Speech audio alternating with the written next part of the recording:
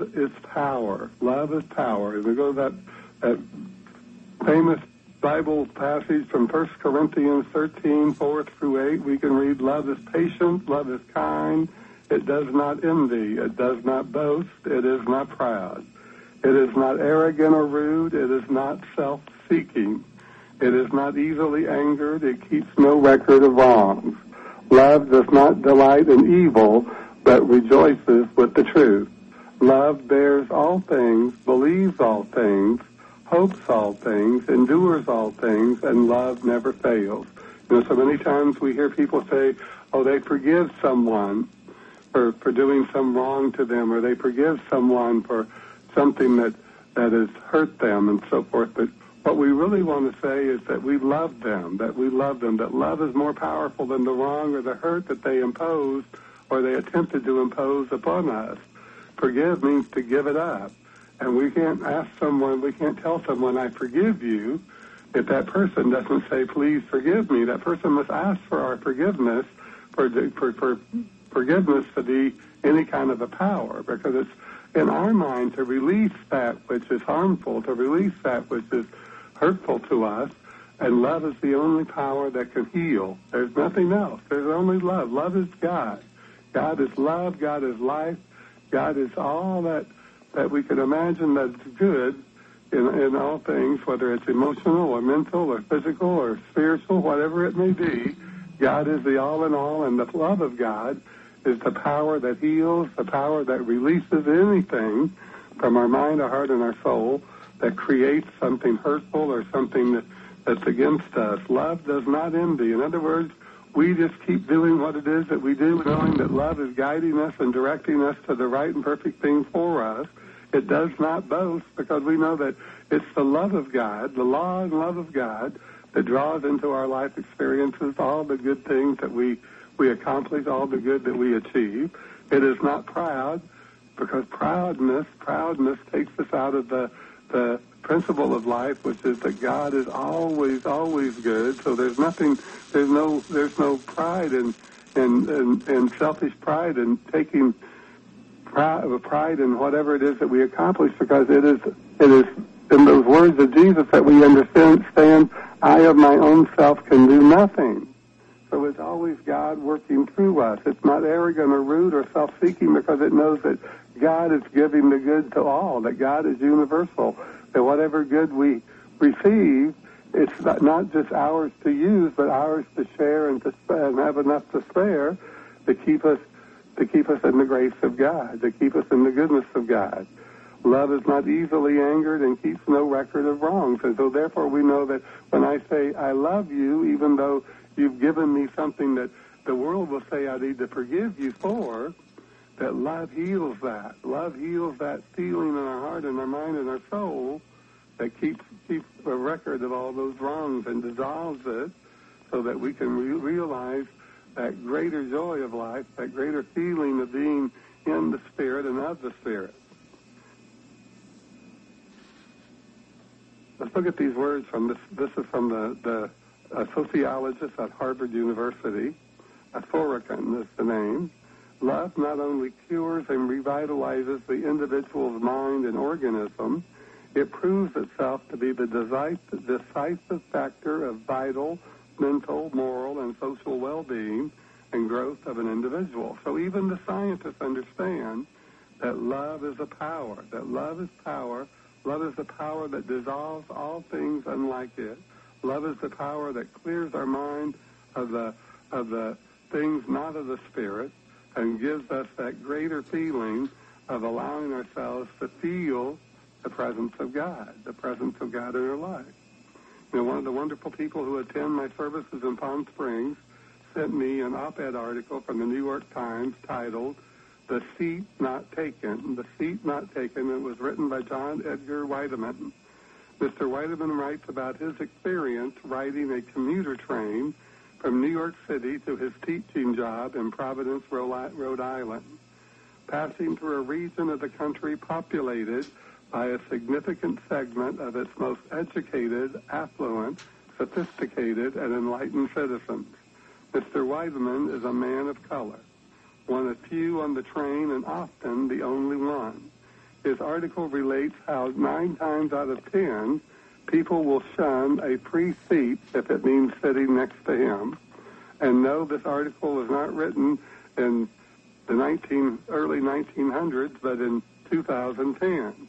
I felt a certain sadness after reading this article, not because I feel the people on the train who refused to sit next to Mr. Weideman lack the capacity for love, but because they failed to release the love from within themselves and to think beyond the self, think beyond the physical, think beyond those things that separate us, the race, the creeds, the colors, the religions, the sexual orientations, all those things that separate us, economic classes.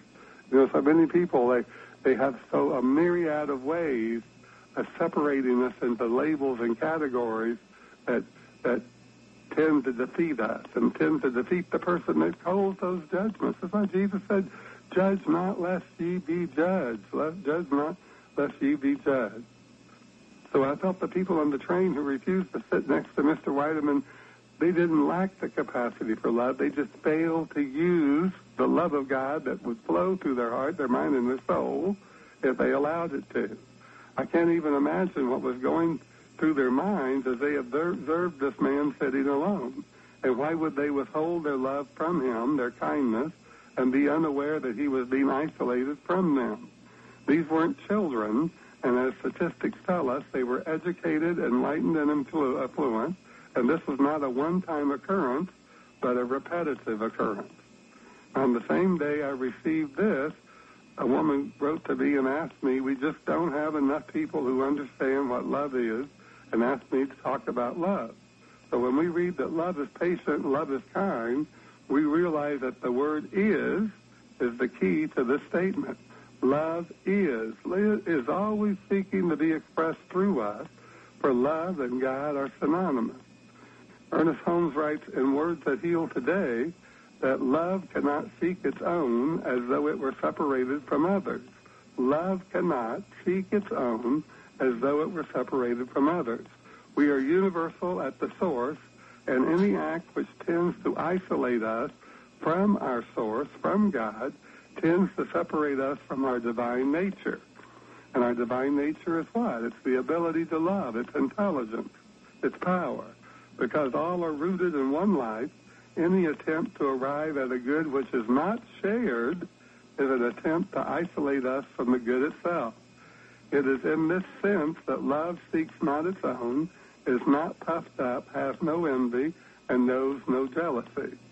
We identify with love when we act with patience and kindness, consciously aware that this is part of our divine nature. Now, self-centeredness contradicts patience and kindness and holds us in jeopardy of holding envy and arrogance in our subconscious mind. We are not an envious and boastful people by nature, even when it appears that we are. These things will never be the truth about us, but are merely a momentary lapse in being conscious of our true nature.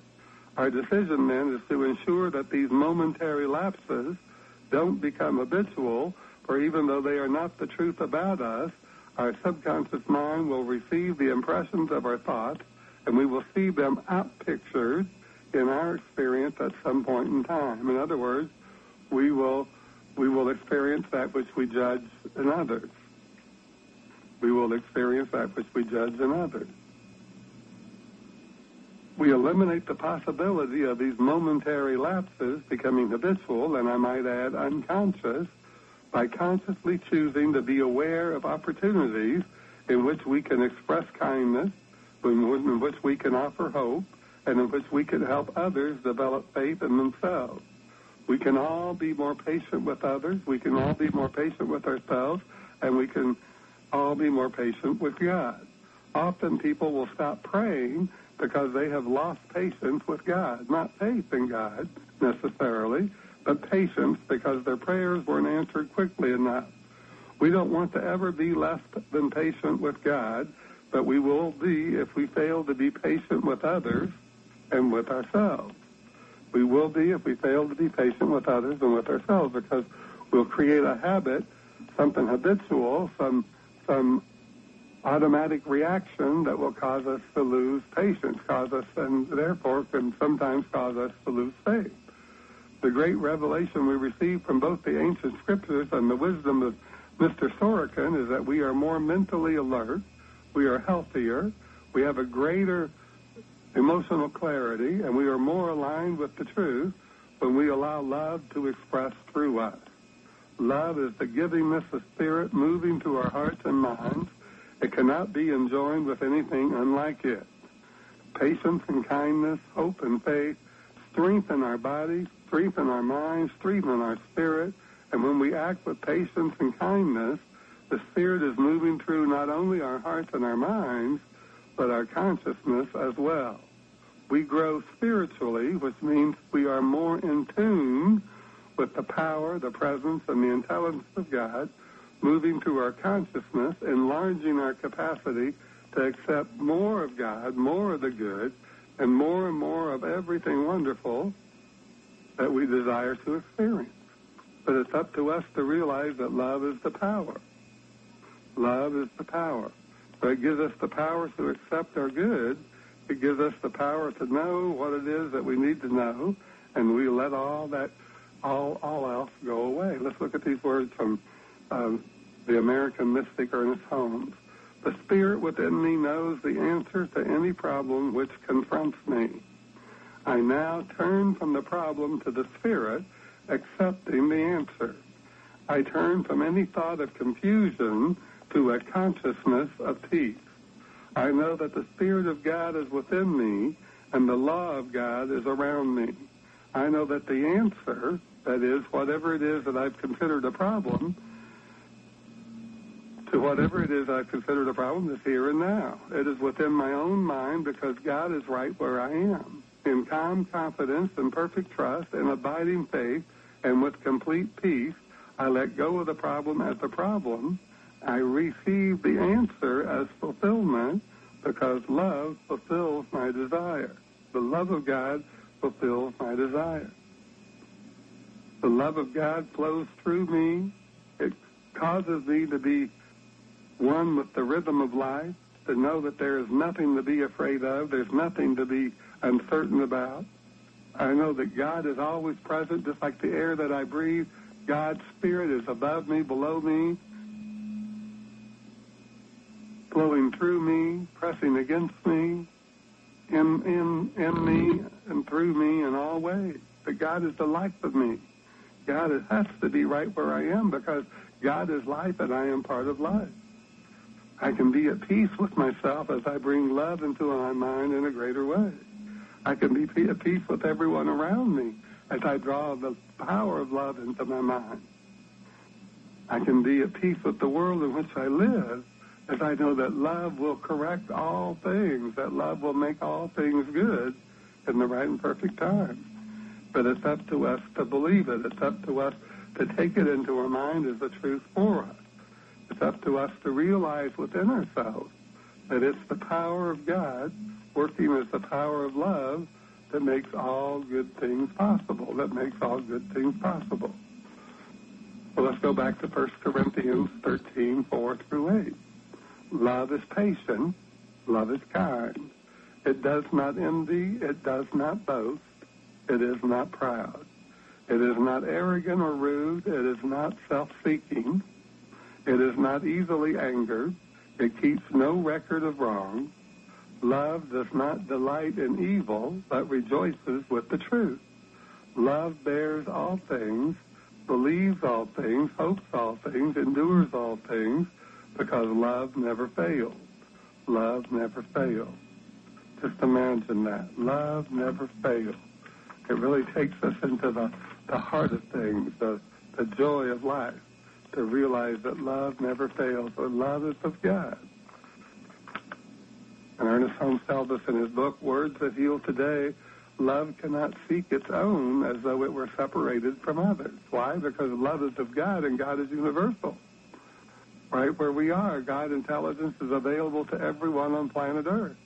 God's power is available to everyone to use for their good.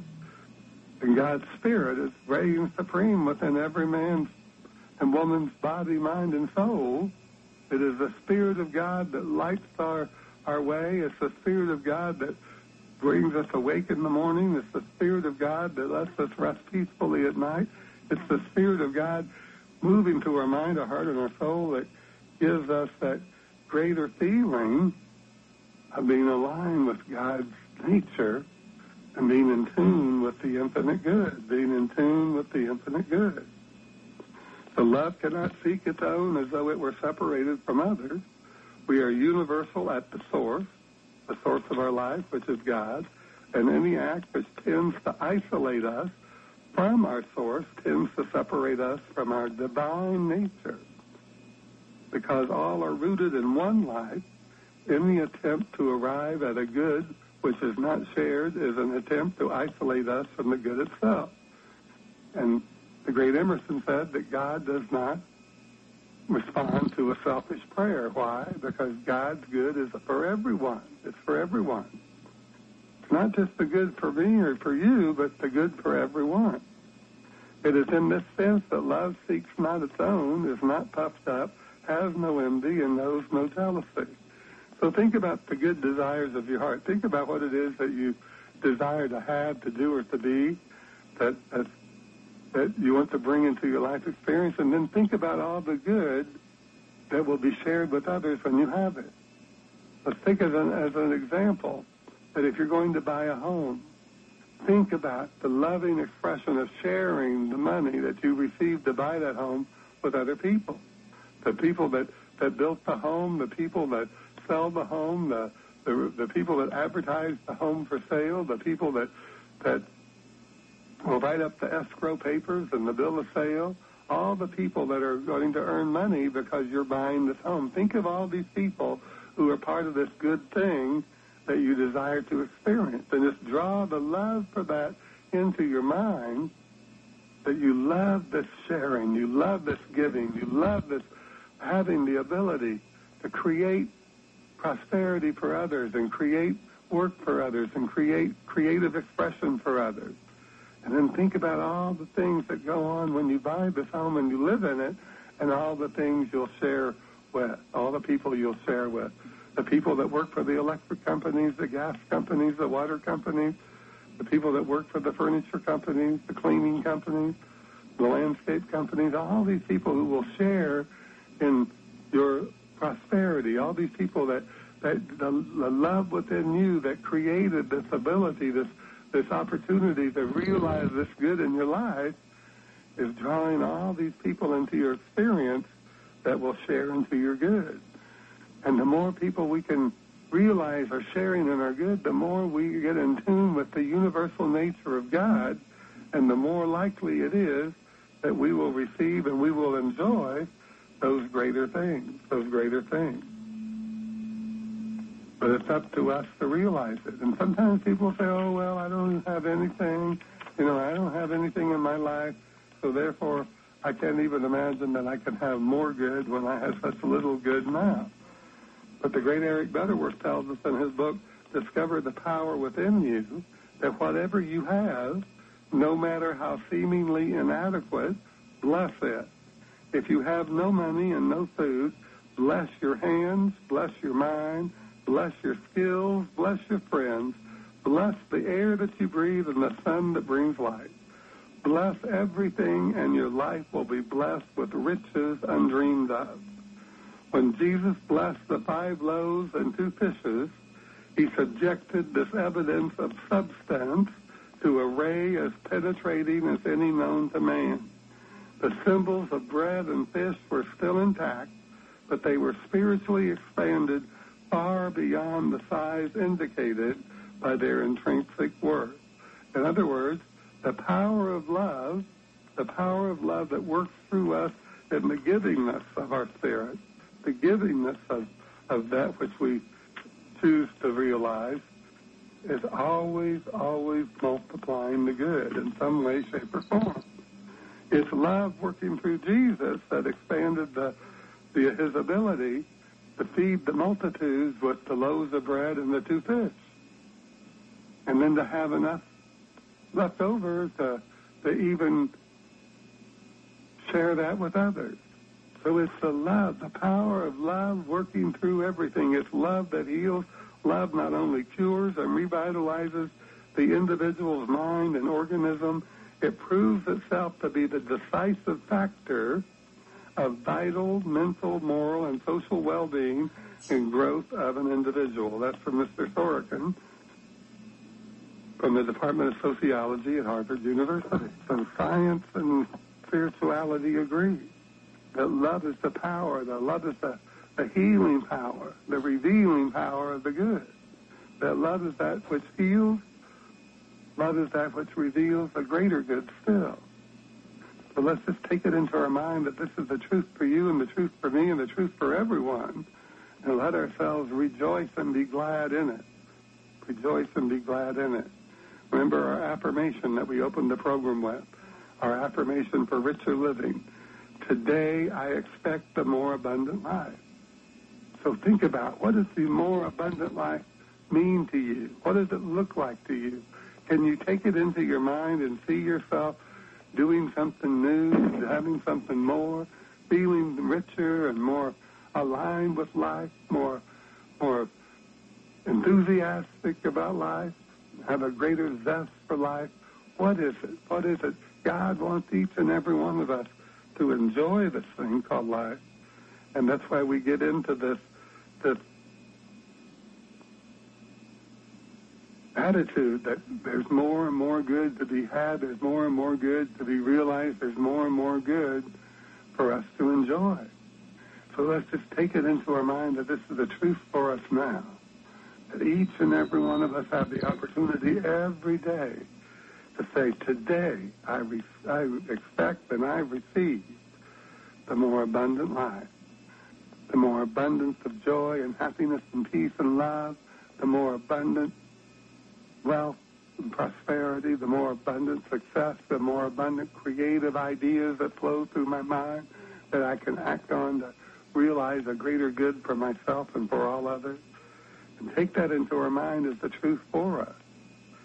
We may have to mentally prompt ourselves sometimes to remember these things, but as we take every opportunity to act with patience and kindness, allowing the love to express through us more and more of our true nature, that the patience and the kindness will enlarge our awareness of our capacity to love, and it is in this willingness to continually expand our expressions of love that keeps our mind free from discord, free from anxiety and worry. So as we let love be the power and say that love is the power, because we can say it, we'll begin to act with love, speak with love, and let love be more fully expressed through all that we do. We'll have more of an infinite capacity to express love as affection, as patience, as kindness, as hope, and as faith. As a part of God, we are compelled to do so. Dr. O.C. Smith stated often, love everybody and adore some. And as I often do, I remind us all that when the Mastermind Jesus stated, when you see me, you see the Father, this me he was referring to is the universal me that's within each and every one of us, just like that universal I that's within each and every one of us. And so it is. Amen.